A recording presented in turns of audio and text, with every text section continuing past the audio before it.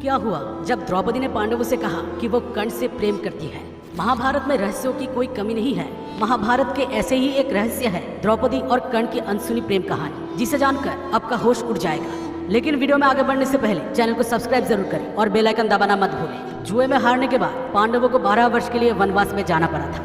वनवास के दौरान एक दिन द्रौपदी ने एक जामुन के पेड़ पर एक जामुन का गुच्छा लटकते हुए देखा। द्रौपदी ने उस गुच्छे को पेड़ से तोड़ लिया।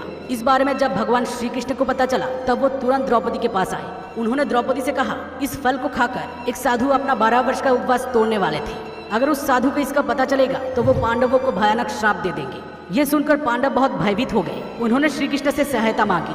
तब भगवान श्री कृष्ण ने पांडवों से कहा, पांडवों को पेड़ के नीचे आकर अपने सारे राज बताने होंगे। तब वो फल धीरे धीरे ऊपर की ओर जाकर पेड़ में फिर से लग जाएगा और ऐसे पांडव उस साधु के श्राप से बच जाएंगे। भगवान श्री कृष्ण की बात सुनकर सबसे पहले युधिष्ठिर पेड़ के नीचे आए और उन्होंने कहा, पांडवों के साथ जो भी हुआ है उसके लिए द्रौपदी जिम्मेदार है। युधिष्ठिर के ये कहते ही जामुन का गुच्छा 2 फीट ऊपर उठ गया। इसके बाद भीम ने पेड़ के नीचे आकर कहा कि वो धृतराष्ट्र के सारे पुत्रों को मार डालेंगे। ये कहते ही जामुन का गुच्छा और ऊपर आ गया। अब अर्जुन की बारी आई। अर्जुन ने कहा, जब तक वो कर्ण का वध नहीं करेंगे तब तक उनका उद्देश्य पूर्ण नहीं होगा। कर्ण को मारने के लिए अगर छल भी करना पड़ेगा तब भी वो पीछे नहीं हटेंगे। जब अर्जुन ने ये कहा तब वो फल और ऊपर उठ गया। इसके बाद नकुल और सहदेव ने भी अपना राज बता दिया। अब द्रौपदी की बारी आई। द्रौपदी ने कहा, मेरे 5 पति, मेरे 5 ज्ञानेंद्रियां हैं। मैं अपने पतियों के दुर्भाग्य का कारण हूँ। मैंने ऐसी गलतियां की है जिसके कारण आज भी मुझे पछताना पड़ रहा है।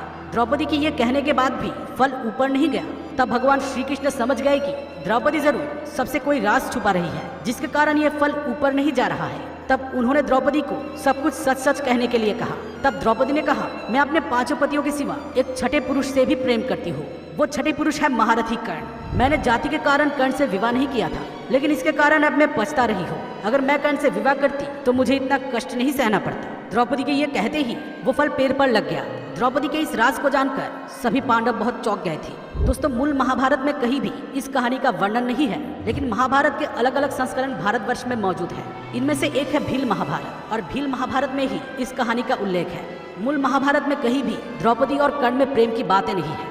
दोनों ही एक दूसरे से बहुत घृणा करते थे। लेकिन मूल महाभारत के अनुसार अगर कर्ण चाहते तो वो द्रौपदी से विवाह कर सकते थे। ज्यादातर लोगों को मालूम है कि स्वयंवर में द्रौपदी ने कर्ण को सूतपुत्र कहकर ठुकरा दिया था। लेकिन क्या आप जानते हैं, एक बार कर्ण ने भी द्रौपदी को ठुकरा दिया था।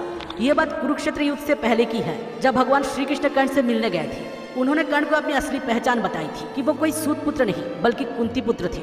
उन्होंने कर्ण को पांडवों के पक्ष में आने के लिए बोला था। इसके बदले वो ही हस्तिनापुर के सम्राट बनते। पांडवों के बड़े भाई होने के कारण तब द्रौपदी भी कर्ण से विवाह करती। लेकिन कर्ण ने भगवान श्री कृष्ण के इस प्रस्ताव को ठुकरा दिया था, क्योंकि वो अपने मित्र दुर्योधन से विश्वासघात करना नहीं चाहते थे। द्रौपदी महाभारत काल की सबसे सुंदर स्त्री थी जिसे सब पाना चाहते थे। लेकिन कर्ण ने द्रौपदी को भी ठुकरा दिया था, क्योंकि उन्होंने पहले ही सूत कुल के स्त्री से विवाह कर लिया था और वो अपने पत्नी से बहुत प्रेम करते थे।